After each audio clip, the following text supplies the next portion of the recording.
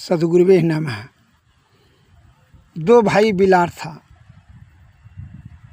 एक भाई ने एक रोटी पाया गांव में,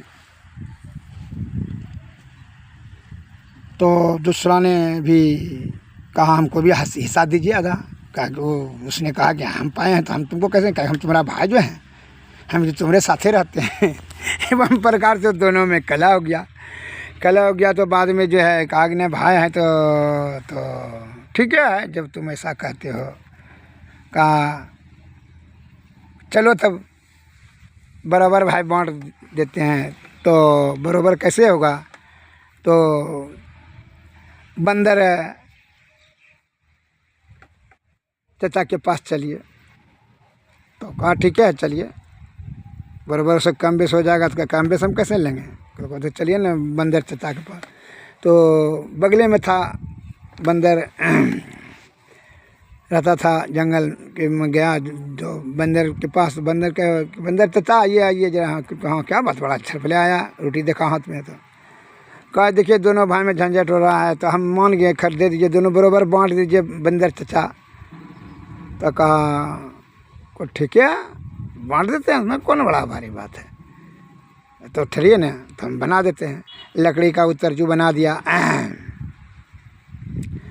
और तरजू बना करके उस जगह तो आधा दो भाग कर दिया। तो इधर दोनों तरजू में धरा एक ठो, देखा एक ठो बेसी होना स्वाभाविक क्रिया है।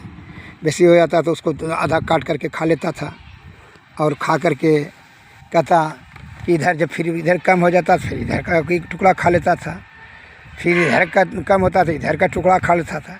एवं प्रकार से तो वह बहुत कम बच गया, रोटी खाते खाते कम बच गया।